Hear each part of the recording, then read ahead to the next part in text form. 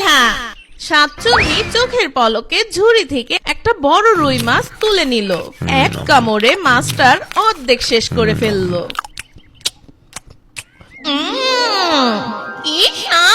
দুপুর বেলা গাছের ডালে বসে আছে শাকচুন্নি।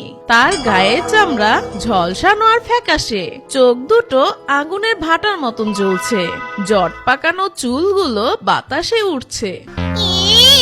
খিদে, অসহ্য খিদে পেটে আমার নাড়ি বুড়ি জ্বলে যাচ্ছে। 700 বছর ধরে এই অভিশপ্ত শরীরে এক ফোঁটা রক্ত পড়েনি।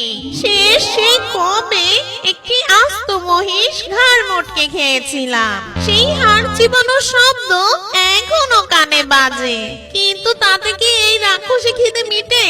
আজ এই গাছের ছায়ায় যে পা দিবে তার আজকে রক্ষে নেই। মানুষ ও তার প্রাণী হোক, আজ তাকে আমি ছিঁড়ে খুঁড়ে খাবো, তার গরম রক্ত দিয়ে আমার তৃষ্ণা মিটাবো। ঠিক সেই মুহূর্তে রাস্তা দিয়ে বশির মিয়াকে আসতে দেখা গেল। দুপুর বেলা কড়া রোদে মাথায় মাছের ভারী ঝুড়ি নিয়ে সে হেঁটে আসছে। বারবার এদিক ওদিক তাকাচ্ছে, আর গাটা কেমন যেন ছমছম করছে তার। তবুও পেটের দায় সে ডাকতে ডাকতে আসছে। মাছ নেবেন গো মাছ, নদীর রুই, বিলের কাতলা, চিনির মতো পিঠা, মিস করলেই পস্তাবেন, লাগবে মনে ব্যথা। সাইজ দেখে অবাক হবেন, একদম কোলবালিশ। এই মাছ নিয়ে গেলে বউয়ের আর থাকবে না নালিশ। মাছ নেবেন গো মাছ, সস্তায় বড় বড় মাছ। গাছের উপরে শাকচুন্নি শিকারের গন্ধ পেয়ে গলাটা লম্বা করে বশিরের দিকে তাকিয়ে থাকলো। তাজা মাছের গন্ধ, সাথে মাছের আঁশেরও গন্ধ। আজ আমার ভোজের আয়োজন। আয়, আর একটু কাছে আয়, আমার মরণ ফাঁদে পা দে। বশির মিয়া গাছের ছায়ায় প্রবেশ করলো। তার মাথায় মাছের ঝুড়ি, মন জুড়ে মাছ বিক্রির স্বপ্ন। কিন্তু গাছের উপরে শাকচুন্নি তখন দোটানায় পড়ে গেল। মানুষের গন্ধ চেয়ে তাজা মাছের গন্ধে তার জিভে জল এসে পড়লো। আরে, এই হাড় চিড়চিড়ে মানুষটাকে খেয়ে কি হবে? এর গায়ে তো কোনো মাংসই নেই, শুধু হাড়। ওরে, ওই ঝুড়ির ফাঁকে ওটা কি উকি দিচ্ছে রে? রুই মাছের লেজ। আহ, কি চকচকে! কতদিন রুই মাছের মাথা খাই না। মানুষের চাইতে এখন মনে হচ্ছে মাছের স্বাদ হবে বেশি। বশির মিয়া আপন মনে হাঁটছে। শাকচুন্নি তার গলাটা লম্বা করে মাছের ঝুড়ির উপরে আনলো। সরি ভাই বসি, তোর ঘাটটা মটকালে তুই মরে যাবি, তখন আর কালকে মাছ আনবি না। তার চেয়ে তুই আমার ফুড ডেলিভারি বয় হয়ে থাক। বিসমিল্লাহ। ওহ না, ছি ছি, আমি তো ভূত। ভূতেরা কি বিসমিল্লাহ বলে? হুতুম তুতুম গিলে খা। শাকচুন্নি চোখের পলকে ঝুড়ি থেকে একটা বড় রুই মাছ তুলে নিল। এক কামড়ে মাছটার অর্ধেক শেষ করে ফেললো। কি স্বাদ! নদীর সেই মিষ্টি ভাবটা এখন এই মাছের গায়ে আছে। সুস্বাদু, একটু লবণ কম, তবে কাঁচা খাওয়ার মজাই আলাদা। এই নে বসি, কাঁটাটা তুই রাখ। শুধু শুধু আবর্জনা আমার কাছে রাখবো না। তোর তো আর দাঁত নেই আমার মতো, তুই কাঁটাটাই চুষে খা। আহ, 700 বছরের ক্ষুধায় একটু শান্তি মিললো। যা বাছা, বাজারে যা। পাবলিক তোকে আজকে কি ধোলাই দেয় সেটা টের পাবি। বশির মিয়া ক্লান্ত শরীরে বাজারে পৌঁছালো। কি বশির, আজ নাকি বড় মাছ আনছিস? দেখি বের করতো। চাচা, মাছ দেখলে মাথা ঘুরে যাবে, একদম জ্যান্ত, বুঝলেন? শোনেন, দামাদামি পরে করেন, আগে মাল দেখেন। বশির ঝুড়ির উপর থেকে কলা পাতা সরালো, কিন্তু কলা পাতা সরাতেই তার চোখ কপালে উঠে গেল। ঝুড়ির ভিতরে কোনো মাছ নেই, আছে শুধু স্তূপ করা সাদা সাদা মাছের কাঁটা। বশির, তুই কি ইয়ার্কি মারছিস? এগুলো তো সব কাটা। তুই কি ডাস্টবিন থেকে এগুলো কুড়িয়ে এনেছিস? না না না, এটা হতে পারে না। আমি নিজের হাতে মাছ ধরলাম। এই তো কিছুক্ষণ আগেই মাছগুলো লাফাচ্ছিল। ই আল্লাহ, আমার মাছ কোথায় গেল? বাজারের সবাই হো হো করে হেসে উঠল। আরে ভাই, বসির মনে হয় পাগল হয়ে গেছে। অভাবের তাড়নায় মাথা খারাপ হয়ে গেছে। মাছের বদলে কাঁটা বেচতে আনছে। হা হা হা। ভাই, আপনারা বিশ্বাস করেন, আমি পাগল না। আমি সত্যি মাছ আনছিলাম। আমি বুঝতে পারছি না এটা কিভাবে হলো। এই কে আছিস? এই পাগলটার এখান থেকে সরা। ব্যবসার সময় নষ্ট করতেছে এটা। বসির খালি হাতে খালি ঝুড়ি নিয়ে বাড়ি ফিরল। তার বউ কুলসুম দৌড়ে এলো। ওগো, ফিরে এলে তুমি? মাছ বিক্রি হলো আজকে? চাল ডাল কিছু আনোনি? বসির কোনো কথা না বলে বসে পড়ল। ঝুড়িটা নামিয়ে দেখালো। কুলসুম, আমি শেষ হয়ে গেছি। আমি মাছ নিয়ে গেলাম, কিন্তু বাজারে গিয়ে দেখি সব কাটা হয়ে গেছে। মানুষ আমাকে পাগল বলেছে জানো। আমার মনে হয় আমার কপালে শনি আছে। বসির সব ঘটনা খুলে বলল। কুলসুম স্বামীকে সান্ত্বনা দিল। তুমি ভেঙে পড়ো না। গরিবের উপর আল্লাহ তাআলার পরীক্ষা থাকে। হয়তো বা তোমার মনের ভুল ছিল, বা তোমার সাথে কেউ শত্রুতা করে মাছ বদলে দিয়েছে। তুমি কালকে আবার যাও, আল্লাহ ভরসা, কালকে ঠিকই মাছ পাবে। আমরা না হয় আজকে না খেয়ে থাকবো। বউয়ের কথায় বসির সাহস পেল। সে প্রতিজ্ঞা করলো কালকে সে আরো সাবধানে যাবে।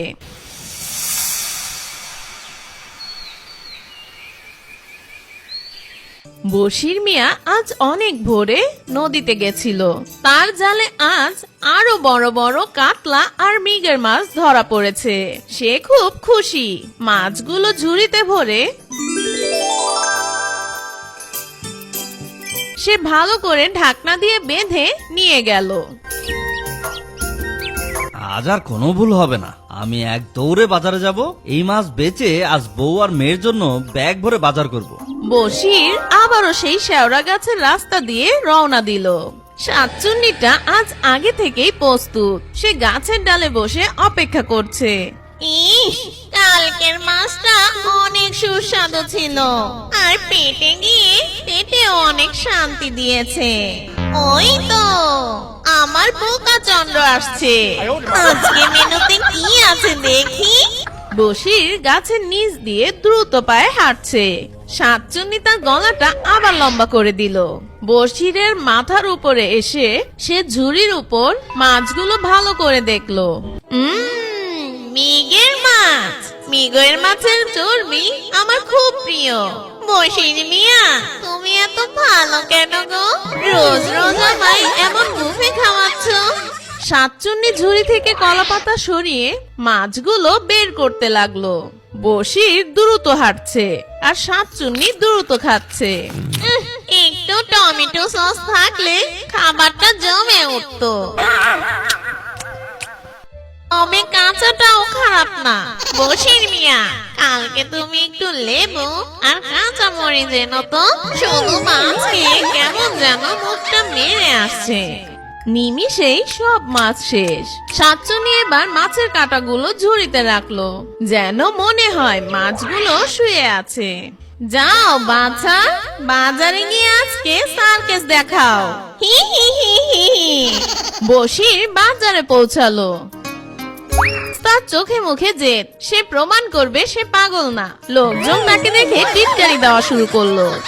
ওই দেখ, পাগলটা আবার আসছে। আজকে কি এনেছিস বসির? মাছের হাড় না গরুর হাড়? চুপ করেন, আজ আমি সেরা মাছ আনছি, দেখেন আপনারা। বশির মাছের উপর থেকে কলাপাতা সরালো এবং আবার সেই একই দৃশ্য, শুধু কাঁটা আর আঁশ। বশির পাথর হয়ে দাঁড়িয়ে রইলো। না, এটা কি করে হয়? শয়তান, শয়তান আমার পিছু নিছে। বাজারের লোকজন এবার ক্ষেপে গেল। বশির, তোকে ভালোই ভালোই বলছি, তুই এখান থেকে যা। তুই পাগল হয়ে গেছিস, মানুষকে ঠকানোর ধান্দা করছিস। তুই আর আমাদের সময় নষ্ট করিস না, যা এখান থেকে ভাগ। এই মার ওরকে, মার। পাগল ছাগল বাজারে ঢুকে পরিবেশ নষ্ট করছে, বের করে দাও ওকে। সবাই মিলে বশিরকে মারতে মারতে বাজার থেকে বের করে দিল। বশির কষ্ট বুক নিয়ে বাড়ির দিকে রওনা দিল।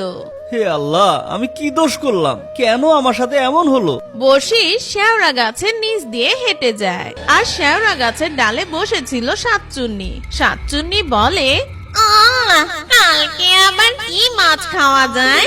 ইলিশ হলে মন্দ হতো না। বসির ঘুমাতে পারছে না, অপমানে তার শরীর জ্বলছে। হঠাৎ তার মাথায় একটা বুদ্ধি খেললো। সে উঠে বসে বলল, ঘটনাটা ওই শেওড়া গাছের নিচেই ঘটে।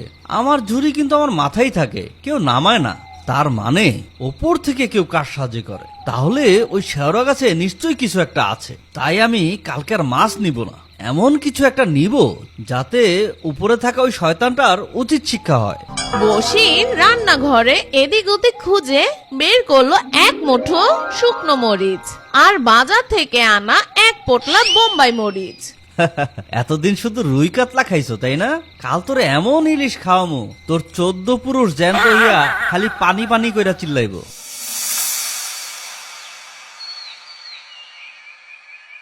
বসির আজ খুব শান্ত। তার ঝুড়িতে আজ বড় সাইজের দুটো মরা ইলিশ মাছ, কিন্তু সেই মাছগুলোর পেটের ভিতরে ডিম নেই, আছে বাটা মরিচ আর আস্ত বোম্বাই মরিচের জ্যাম। বসির গাছের নিচে পৌঁছালো। সে ইচ্ছে করেই হাঁটার গতি কমিয়ে দিল। আহারে কি সুন্দর ইলিশ, গন্ধে মাতাল হয়ে যায়। কেউ যদি ইলিশটা একটু খাইতো, আমার কলিজাটা জুড়ে যাইতো রে। গাছের উপরে শাকচুন্নিটা খুশিতে বাকবাকুম। ওরে ওরে, আমার লক্ষ্মী সোনা বসি, তুই সত্যি সত্যি ইলিশ এনেছিস? আমার তো আর দেরি হয়েছে না, আজকে ইলিশ ভোজ হবে। শাকচুন্নি অভ্যাস মতো গলা লম্বা করে ঝুড়ি থেকে সবচেয়ে বড় ইলিশ মাছটা ছো মেরে তুলে নিল। বসি সবকিছু বুঝলো, কিন্তু না দেখার ভান করে হাঁটতে থাকলো। শাকচুন্নি এক কামড়ে আস্ত ইলিশ গিলে ফেললো। বিসমিল্লাহ, ও থুকু, ওয়াও জাসনি।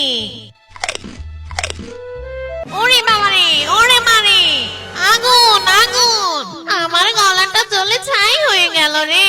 এটা কি মাছ নাকি আগুনের গোলা? কেউ পানি দে আমায়, পানি দে। শাকচুন্নি যন্ত্রণায় ছটপট করতে করতে গাছ থেকে নেমে এসে বসির পিছনে দাঁড়ায়।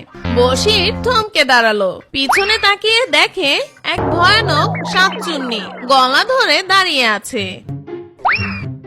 ও আচ্ছা, তাহলে তুই সেই কালপিট। তুই আমার মাছ চুরি করছিস। তুই আমারে বাজারে চোর আর পাগল বানাইছিস, তাই না? বসির ভাই, মাফ কর, আমি মরে গেলাম, পানি দে একটু, তোর পায়ে পড়ি। 700 বছরে এমন ঝাল আমি খাইনি। মনে হচ্ছে ভাই আমার পেটে ড্রাগন ঢুকেছে। বসিরের মায়া হলো, আবার রাগও হলো। সে তার বদনা থেকে শাকচুন্নিকে একটু পানি দিল।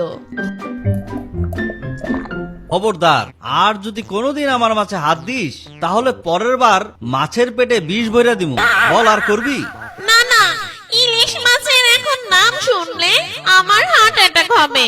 কিন্তু বসির ভাই, তুই আজ আমায় বাঁচালি, আর আমি তোর অনেক ক্ষতি করেছি, তাই তোকে আমি একটা ক্ষতিপূরণ দিয়ে যাই। শাকচুন্নি গাছের একটা গর্তে ইশারা করলো।